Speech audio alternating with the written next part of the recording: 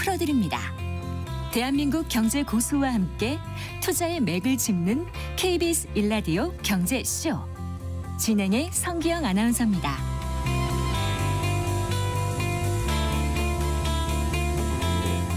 아하, 4시 18분입니다.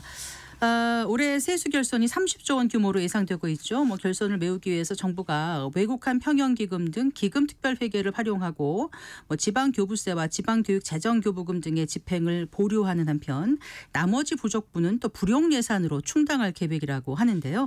네, 정부의 2024년 세수 재축에 따른 재정 대응 방안에 대해서 이 시간 자세히 알아보겠습니다. 홍기용 인천대학교 경영학부 교수 스튜디오에 모셨습니다. 안녕하세요. 교수님 반갑습니다. 네, 안녕하세요. 일단 그 정부가 발표한 세수 부족 대응 방안을 좀 하나씩 살펴볼까요? 네, 큰 틀에서 먼저 말씀해 주신다면은요. 요번에 이제 그 세수가 결손이 난 거죠. 네. 29조 원 정도 났는데 이거를 이제 세수 결손되면은 일반적으로는 세금을 올려서 받거나 더 세금을 더 세금을 또 올리면 어떻게 글쎄요. 쉽게요? 네, 아니면 국가 채무를 더 늘려서 국채 발행을 해서 그렇게 하면 이제 그렇게 하면은 세수 결손을 방지할 수 있지 않냐 이런 생각을 할 수 있는데 현 정부는 어떻게 했냐면 그게 아니고 우리 정부의 기금이 각각 그곳에 주머니가 있다. 그게 이제 이미 쌓여 있는 게 있으니 먼저 그 기금을 가지고 세수 결손에 메꾸자. 세수 결손은 이미 예산에 짜져 있는 돈이니까 그 지출을 어느 정도 보장한다는 면에서 그렇게 하고 추가적으로 이자를 외부에다 지출하는 그런 부담이 느끼는 그런 이제 채무 조달이나 이런 거를 가능한 한 억제하겠다는 건데 그렇게 했더니 그 29조 원 중에서 18조 정도는 기금에서 빼오겠다는 거죠. 기금. 네. 그리고 이제 그런 거 보면 제 가장 많이 차지하는 게 외국한 그 평형 기금. 그래서 한 4조 내지 6조 정도. 공공자금 관리 기금에서 4조. 주택 도시자금에서 2, 3조 이런 식으로 빼오고 또 지방에다가 이제 교부세라고 이제 국세 중에서 일부를 보내게 돼 있는데 그것도 대략 6조 5천억을 덜 보내겠다고 이렇게 하는 거예요. 그다음에 이제 불용재산 이제 정부 지출 구조 조정이죠. 이게 7조 내지 9조 하고 이런 식으로 지금 세수 결손의 대응 방안을 지금 마련하고 있는 겁니다. 네. 자, 일단 그 국세 수입이 올해 337조 7천억 원으로 지금 이제 세수 재축의 결과 이제 예측이 된 거고요. 세입 예산은 367조 3천억 원인데 그러면 29조 6천억 원, 약 30조 가량이 이제 부족할 거라는 토대 위에서 이런 대응 방안을 정부가 내놓은 거지 않습니까? 근데 첫 번째 이제 말씀하신 게 아까 외국한 평형 기금 같은 그러니까 기금 같은 그 가용 재원을 활용하겠다는 이제 얘기인데요. 여기에 대해서 좀 논쟁적인 것 같아요. 어떤 부분이 문제인 건지 좀 짚어주시겠습니까?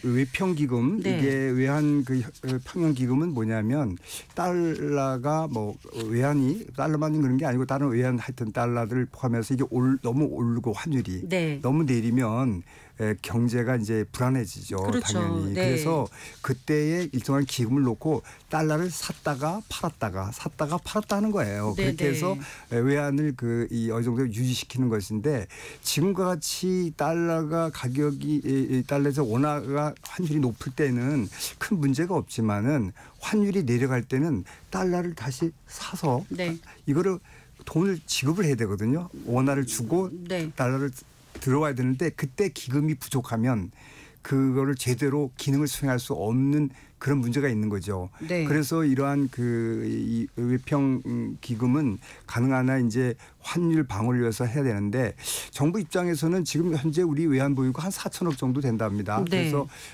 국제로 보면 한 9위 정도 되기 때문에 충분히 우리는 그 외환의 그 옛날 어려움이 있었지 않습니까? 다들 생생하게 환란이라고 하고요. 그러니까 그런 거는 그 문제 없이 방어할 수 있다 하고 그 기금에서 일부를 이제 빼오는 그런 요번에 조치를 하겠다는 겁니다. 작년 말 기준으로 외평기금 자산이 274조 원이라고 하더라고요. 그래서 여기서 이제 4조에서 6조 정도를 끌어다 쓰는 거는 큰 문제가 없다는 게 정부 관계자의 말인 것 같은데 그래도 이제 그 외국한 그 평형 기금 같은 경우는 이제 외환 방파제라고 하지 않습니까? 그렇습니다. 그래서 미 대선이라든가 중동 불안정이라든가 정세라든가 여러 가지 이런 거에 대외 불확실성이 커지면 그래도 외환시장 안정을 위해서 쌓아둔 이 비상금을 동원하는 게 맞는 건가 이런 얘기를 하더라고요. 그렇습니다. 지금 환율이 상당히 이제 높지 않습니까? 네. 이게 높을 때는 괜찮은데 지금 미국의 기준금리도 이제 내리고 또 여러 가지 이제 미국의 선거도 끝내고 네. 여러 또 이런 것이 안정화되면은 환율이 좀 더 지금보다 높은 게 내려갈 수가 있거든요. 지금 상당히 1,370원, 네, 얼마 네. 전에 90원까지 올라가고 더 오를 거라는 예측도 또 올라가는 것도 있고요. 예. 있거든요. 네. 근데 이제 조금 오를 때는 좀 덜한데 네. 내리면 때에 우리가 외평 기금을 써야 되는 게 나타나는데 그때 상당히 어려움이 있고 너무 올라가도 그렇고요. 내려가도 그렇고 네. 이러한 그 문제인데 외평 기금이 환율이 올라가면 쌓일 수 있고요. 네. 환율이 내려가면 우리가 돈을 써야 되는 게 있어요. 네. 외평 기금. 그래서 이런 때 아주 빨리빨리 조속하게 대응을 못하게 되면은 그 외환 시장이 이제 불안해지면 다른 분야도 여파가 커지기 때문에 네. 이런 측면에서 보면 가능한 한 손은 건들지 마는 게 좋죠. 기금은 원래 목적이 있는 거잖아요. 그렇죠. 거기에 쓰게 정해져 있는 그렇죠. 거잖아요. 기금법이 있죠. 그런 네. 거죠. 네. 우리가 해외여행 간다 그러면 해외여행에 대한 적금을 두잖아요. 거기를 허들 때는 여러 가지가 뭐 빼지 않으면 안 될 상황이 긴급하게 올 때만 빼는 거거든요. 어지간하면 네. 유지하는 거죠. 네. 그러니까 이러한 면에서 보면 이런 기금들을 많이 이렇게 손을 대는 것은 원칙적으로는 바람직하지 않다. 그런데 최상무 경제부총리가 9월 말에 그 외평기금과 관련해서는 이제 기금 운영 계획 변경을 고려하지 않겠다고 했다가 이번에 또 이제 이렇게 얘기를 네. 했거든요. 그러니까 뭐 한 달 만에 이제 말을 바꾸는 거냐. 네. 그만큼 지금 상황이 안 좋은 건가. 뭐 이런 생각들을 하게 되지 않습니까? 이분들이 이제 정부는 뭐냐면 네. 가능한 한 우리가 부채나 이런 조달하지 않고 이미 어느 정도 쌓여 있는 주머니를 이쪽 저쪽 이렇게 옮겨 가더라도 그거를 통해서 해결해 보자 하는 건데 그 한 달 전만 해도 외평 자금 이런 데서는 안 빼고 다른 기금에서 빼도 될 거로 생각을 했는데 지금 이제 여러 가지 환율이 조금 뭐 안정적으로 높긴 높지만 네. 그런 면에서 일단 빼고 뭐 영 안 되면은 이제 뭐 나중에 국가 부채를 다시 늘리는 방안은 있으니까요. 언제나. 네. 다만 부채가 올해하고 내년도가 너무 높게 돼 있습니다. 지금 국가 부채가 1,195조인가요? 그렇게 됐습니다. 네, 내년에 1,200조가 넘는 그런 상황이 오기 때문에 이러한 상황에서 계속 부채를 늘려가는 건 미래 세대에 부담이 된다. 뭐 여러 가지 이유를 달아서 지금 기금을 일단은 대체해서 쓰자 하는 것입니다. 네. 그러면서 한 달에 그렇지만 한 달 전에는 안 쓰겠습니다. 근데 이번에는 이렇게 쓰게 됐습니다. 재추계를 하다 보니까 이제 이렇게 그런 거죠. 근거가 나오다 보니까 나와서. 그런 것 같기는 이런 한데 면을 이제 보이는 이해되는 부분은 있습니다. 어쨌든 조금 그다음에 또 하나요. 네. 그 외국한 평형기금 외에 기금 특별회계 가용재원 활용하겠다는 14조에서 16조 하겠다는 것 중에서 어떤 기금을 또 활용하겠다는 거죠? 또 이게 지금 이번에 그게 조금 논란이 되는 거니까 주택도시기금이라는 게 있어요. 주택도시기금은 뭐냐고 그러면은 우리가 이제 청약을 들거나 국민 주택 채권에 일부 돈을 부담하는 게 있거든요. 납입하고 일정액을 납입하고 이제 그런 돈을 정부가 기금으로 형성해서 임대주택 건설하거나 분양주택 건설, 뭐 주택구입자금 등 전세자금 등 이런 데 이제 기금을 쓰게 돼 있고요. 또 도시 개정에서 보면 도시 재생 지원이라든지 뭐 공간 지원 리츠라든지 도시 기능 증진 자금이라든지 이러한 어떻게 보면 사람들의 삶에 아주 피부에 와닿는 또 꼭 필요한 이런 주택들 도시 생활 등 이런 데 자금을 쓰기 위해서 계획하여서 남겨둔 자금을 사용해서 세수 결손에 이제 쓰게 되니까 원래 본래 목적을 벗어난다는 면에서 보면 상당히 좀 지적을 받을 만한 그런 면도 있다. 주택도시기금이 이제 디딤돌이라든가 버팀목 대출 같은 서민 대출 자금 재원이기도 하지 않습니까? 그러다 보니까 이거를 활용하니까 마치 서민들을 위한 정책은 안 하겠다는 거 아닌가 이런 또 지적을 받을 수도 있는 것 같긴 그렇습니다. 해요. 그래서 지금 현재 뭐 약간의 집값이 오른다고 뭐 대출도 억제하고 있고요. 뭐 이 청약 부금의 약정도 지금 바꾸겠다고 하고 여러 이런 문제가 걸려 있고 주택 문제는 정말 서민들에게는 가장 중요한 핵심적인 우리 과제인데 네. 이런 거에 대한 쓰려고 한 기금을 일부를 빼서 세수 결손을 한다 하는 면에서 보면 조금 아쉽고 좀 그 서민 입장에서 보면 좀 이 부분에 대해서는 이해를 못할 수 있는 부분도 있지 않겠나 이렇게 보고 있습니다. 그 최상목 그 기획재정부 장관이 이제 기재비 종합 국정감사에서 주택 도시기금 활용 방안이 이제 청약저축 돈을 끌어다 쓰는 게 아니냐는 질문에 주택기금의 재원 조달은 청약저축이 20%고 나머지 80%는 채권을 발행해서 조달하는 거다. 네. 그러니까 청약저축에 있는 돈을 다 끌어서 쓴다는 뜻이 아니다. 걱정하지 말라 그렇게 물론 얘기를 그 맞죠. 예, 그 했더라고요. 네. 재원은 사실은 뭐 차입금도 있고요. 뭐 자체 재원 출자 투융자 회수도 있고 자산 유동화의 방법도 여러 방법에서 돈을 끌어왔긴 했어요. 그렇지만 그래도 그 중에서는 청약저축이나 국민저축주분에 들어오는 중에 일부가 재원으로 사용하고 있다는 면의 것이고 또 그걸 떠나서 용도가 문제는 재원도 재원인데 용도가 더 중요한 거예요. 용도는 지금 현재 임대주택 건설, 뭐 분양주택 건설은 전부 서민들 위한 것들 아니겠습니까? 그런 데에서 조금 이쪽 주택도시기금을 좀 빼서 세수에서 메꾸는 거는 조금 아쉬움이 있다 이렇게 볼 수가 있는 것입니다. 네. 그리고 또 뭐가 있습니까? 그 아까 잠깐 언급하셨는데 그 지방 정부와 교육청에 주는 교부세와 교부금. 이거를 이제 손을 댄다는 거잖아요. 그렇습니다. 네. 근데 이제 교부세와 교부금은 어떻게 차이가 있는 거죠? 네, 이게 지금 현재 우리 세법에 정확하게 20% 이내 19.3인가 그 퍼센테이지를 국세 중에서 일부를 정기로 주게 돼 있습니다. 그런 게 있고요. 교부세고. 그다음에 교부금에는 여러 목적이 있습니다. 특정 목적에 의해서 이쪽 교부금이 종류가 여러 가지가 있는데 목적에서 정부가 지원해 주는 이런 제도가 있습니다.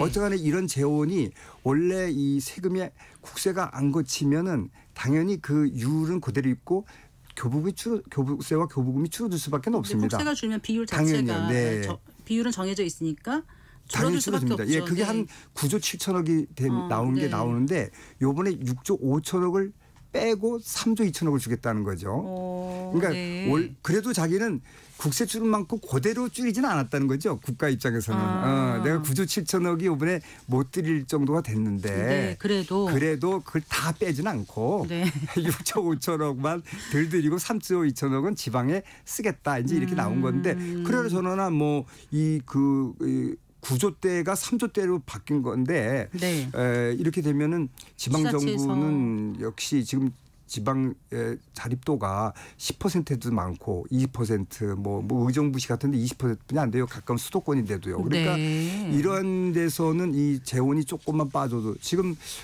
자료에 보면은 뭐 광주나 전라도한테 한 700 내지 800 이렇게 도 단위에서 줄어들 정도 되고 다른 데도 마찬가지입니다. 이렇게 되니까 아무래도 지방정부가 계획했던 여러 가지 지출 요인들을 포기할 수밖에 없는 이런 상황도 옵니다. 다만 뭐 국세가 덜 거치니까 할 수 없는 일도 있고 작년도 에도 세수 결손 때문에 무려 18조 정도를 못 드린 것도 있습니다. 작년도에는. 교부세하고 교부금 합해서요. 그랬어요. 그래서 그러니까 작년도 그런데 올해까지 그러니까 그렇죠. 엎친 데 덮친 격이라고 생각이 들 수 있겠어요. 그렇습니다. 그래서 지금 우리가 언제부터 그러냐면은 지금 2년 전부터 4년 전부터죠. 그때 2021년에 61조가 세금이 잘 늘려서 세수 초과됐었죠. 한 2년간은 세수 초과됐다가 지금 작년하고 올해는 세수 결손이 난 거죠. 근데 이제 이러한 그 아주 재정 상황에서 가장 아주 안 좋은 상황을 겪고 있는데 그동안에 뭐냐면 부동산 가격이 폭등했거나 기업이 반도체나 이게 잘 될 때는 세수 초과가 됐어요. 그 세수 초과 될 때 이런 거를 채무를 갚는 데 쓰지 않고 그냥 다 지출했어요 사실은. 그러다 보니까 그 다음 정부에는 부동산이 가격이 내리고 반도체가 안 되니까 예산은 그대로 있고. 그러니까 삼성전자가 2022년에 법인세가 8조 4천억 원이나 냈다가 그 다음엔가요 2조 7천억 원밖에 납부를 못했어요. 그게 이제 반도체가 안 좋으니까 그럴 수밖에 없었던 거 아니에요? 기업 실적이 안 좋으니까. 안 좋으니까. 올해도 법인세 실적은 좋지 않은 거죠. 그렇습니다. 작년 기준으로 내게 되니까. 그래서 그 두 SK하고 삼성전자만 해도 그건 뭐 10조씩 냈던 그런 곳이 거의 못 내는 상황이 오니까 아무래도 이 세수 초과 때하고 세수 결손 때 이런 상황을 빚고 있고 네. 이런 어려움을 잘 이제 슬그럽게 넘어가기 위해서 지금 현재 기금 같은 걸 전용하고 이런 방안을 마련하고 있는 것입니다. 네. 그리고 불용액이요. 아까 네. 말씀하셨는데 불용액을 얼마나 지금 활용할 불용액이 계획인 거죠? 한 9조 정도 됩니다. 지금 현재 7조 내지 9조입니다. 7조에서 9조. 7조 9조는 뭐냐면 예산의 편성은 됐습니다만은 이런 이제 지금 세수가 제대로 확보가 안 되니까 불효불급한 이런 것이 있다면은 그런 데는 이제 빼고 쓰겠다 그런 얘기죠. 그래서 그러니까 원래 불용이라는 거는 이제 예산을 해놨다가 쓸 곳을 찾지 못해서 없애서 그냥 넘어갈 것도 있고요. 예. 이미 편성돼 있지만 안 쓰는 거예요. 고의적으로 안 쓰는 거죠. 그러니까 안 쓰는 거니까 그걸 갖다 쓰는 거는 문제가 없는 건가요? 있는 건가요? 근데 지금 세수 결손이기 때문에 그걸 안 쓰겠다는 거니까 다시 쓴다는 것은 기대하기 어렵죠. 어떤 세수 변화가 오지 않은 한은 이런 당면도 없고 편성분해서 이렇게 하겠다는 겁니다. 네. 아까 말씀하신 대로 2015년에 이제 국가 채무가 591조였거든요. 그러다 지금 1,195조예요. 정말 많이 늘었습니다. 그러니까 이제 정부의 그 국가 채무를 더 이상 지지 않고 미래 세대에게 빚을 물려주지 않겠다는 의지는 알겠습니다만 지금 당면한 또 과제는 당장 이제 지방도 어렵고 여러 가지로 지금 이제 그 아까 그 주택기금 같은 것도 하면 우리 서민들은 어떡하냐 말이냐 이런 생각을 하지 않습니까? 이럴 때 과거에는 어떻게 했는지 궁금해요. 이런 상황일 때요. 이제 지금 그 작년이 처음에 이제 세수결손이 나온 거예요. 그 2년 전에는 하고 전 중개년도는 세수 초과했기 때문에 그런 문제가 없는데 작년에도 공공자금관리기금에서 뺐고요. 이런 이 외평채를 뺐습니다. 그래서 다만 주택도시기금은 빼진 않았었어요. 약간 이제 그때하고 좀 다른 면이 약간 있지만 그런 기금을 활용해서 이렇게 이 세수 결손을 보완하고 이렇게 했던 거죠. 원래는 이제 또 하나는 방법은 이거를 추경 등 다른 방법도 할 수는 있는데 현재는 현 정부는 그 기금의 전용을 통해서 하겠다 하는 것을 선택을 한 겁니다. 추경을 보통 언제쯤 해요? 하게 되면은요. 추경은 때가 어느 때가 있는 건 아닙니다. 상황에 따라서 언제나 할 수는 있는데 지금이 해봐도 이제 요번 달 마지막 이제 2달 못 쓰니까요. 거의 때가 늦었다고 봐야 됩니다. 사실은 그 추경하려면 이미 계획해서 이제 제출을 해야 되는데 정부가 지금 제출도 안 하고 있는 상황이고요. 그래서 지금은 때가 좀 늦었다고 보이고요. 다만 이제 추경이라는 건 뭐냐면 세금 자체를 세입 예산을 줄이는 거예요. 그러면 당연히 결손이 통계상으로 당연히 이게 안 나게 나타나는 거죠. 그래서 이제 이러한 세입을 감소하는 추경을 한다든지 그다음에서 정부 지출을 어느 부분일까 줄일 건다든지 또 아니면 국가 부채를 끌어올 거니까 종합해서 다 할 수 있는 게 이제 추경인데 이런 거를 하게 되면 세입과 예산 자체가 완전히 엉클어지기 때문에 이런 면에서 보면은 지금 하여튼 기금으로 이제 막아볼 수 있다. 현재는. 이렇게 현 정부를 보고 있는 거죠. 그럼 정부의 지금 대응 방안에 대해서 교수님께서는 총론적으로 어떻게 평가하십니까? 지금 우리가 그 세금을 올릴 수도 없는 여러 가지 있고요. 왜냐하면 글로벌 기준으로 보면 우리나라 세금이 아주 높습니다. 그래서 세금을 끌어올 수도 없고 부채도 금방 말씀해 주신 것처럼 600억 대 2017년만 해도 600억 대가 지금 내년 되면 1,200대 국가 채무가 생긴다는 거거든요. 이런 데에서 보면은 가능한 한 현재는 어렵더라도 기금을 전용하는 것도 한 방법이다. 기금을 전용하고 할 수 없으면 부채를 끌어오면 되니까 언제나 끌어오면 되니까 지금은 이제 이 방법 먼저 써먹는 것이 더 좋을 방법일 수 있다. 가정 경제로 생각할 때 그렇습니다. 이제 아버지가 이제 목적을 갖고 통장이 여러 개 있는데 이제 적금을 막 하고 있어요. 그런데 요건 이때만 쓰려고 했는데 대출을 더 받는 건가 아니면 요거를 지금 좀 허물어서 약간 쓸 건가 이런 고민인 거하고 비슷한 거 아닌가요? 아주 잘 지적하신 거예요. 지금 이제 내가 목적이 있잖아요. 외국 갈 돈을 위해서 여행비도 마련하고 무슨 돈도 등록비도 갑자기 아플 걸 대비해서 또 해놓고. 그렇죠. 그런 여러 돈을 주고 있는데 이때 그건 그대로 만지지 말고 내가 지금 돈이 추가적으로 들어갈 돈이 생긴 거예요. 네. 여러 가지가. 그럴 때 바로 가서 은행 가서 돈을 꺼올 건가. 아이들한테 집사람한테 설득해서 괜찮아. 잘 돌아가고 있어. 이렇게 하고 있는데 이제 다 크고 나서 한 10년 뒤에 네. 이거 다 갚아야 된다. 그럼 어떤 거예요? 아니 그러니까 지금 물론 뭐 나중에 갚을지 안 갚을지 그런 문제는 있지만 네. 현재는 그 돈을 먼저 헐고 이거를 현재 어려운 점을 극복해 보자 이렇게 해서 부채를 늘리지 말고 이런 방법이 이번에 이제 하나의 지금 정부가 하고 있는 거고요. 네. 다만 이제 그 다음으로는 소득이 좋을지 안 좋을지는 모르겠으나 네.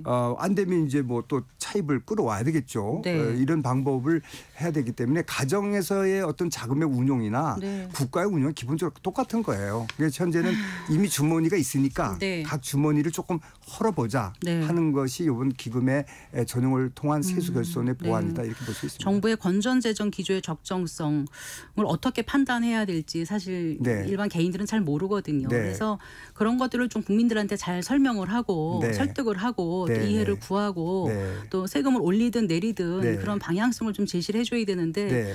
요즘 당정 간에도 좀 원활한 소통이 안 되는 것 같고 그렇습니다. 정치인들이 그 좀 정책에 좀 주안점을 두고 좀 네. 일을 해줬으면 좋겠는데 네. 많이 아쉽다는 생각이 들거든요. 네. 어쨌거나 이제 내년도 그 예산안 심사가 곧 시작되지 않습니까? 네.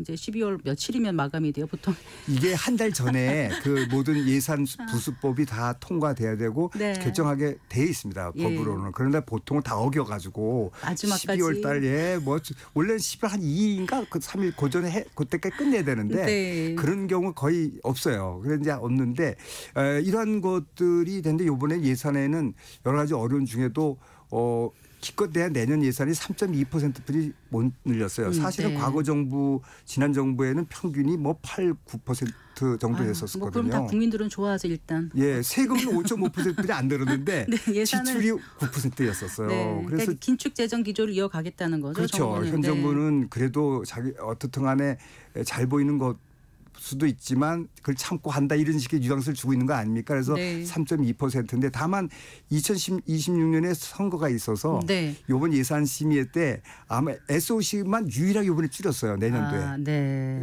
SOC 부분은 줄이고 딴 데는 다 R&D는 제일 최고로 올려고. 네, 워낙 R&D 줄여가지고 좀 올해 문제가 줄여가지고 있었잖아요. 문제 많았죠. 네. 그런데 이게 SOC 요구가 지방에 선거 있는 앞두고는- 국회의원들이 요구가 많이 늘지 않을까 네. 이런 생각은 하고 있습니다. 네, 그래서 정말 국민들을 위해서 우리가 이제 월급 받으면 정말 이렇게 세금은 그냥 나가지 않습니까? 그렇습니다. 피 같은 돈이라고 하는데 네. 정말 아껴서 나라 살림 위해서 국민들이 돈 내주는 거거든요. 네. 정말 잘 짜야 될 것 같아요. 그럼요. 네. 그 국가 예산은 국민의 생활과 직결되고 국민의 복지하고도 직결됩니다. 맞습니다. 네. 따라서 허틀게 이걸 할 수밖에 하면 안 되고 또한 그런 어떤 정치적 측면을 너무 강조되는 지출 이런 네, 것들 네. 가능한 한 그 억제해야 합니다. 그것이 정치인이 안 해주면 네. 어느 누가 할 수가 없습니다. 네. 잘 합리적으로 잘 대해서 국민 복지와 국가 경제 발전에 이바지되는 국회 예산이 되길 바라겠습니다. 정쟁이 아니라 정책의 주안점을 더 네, 그렇습니다. 줬으면 한다는 말씀을 그래서 그런 드렸어요. 겁니다. 네, 네, 잘 네, 들었습니다. 동의합니다. 감사합니다. 네, 대단히 감사합니다. 홍기용 인천대학교 경영학부 교수와 말씀 나눠봤습니다.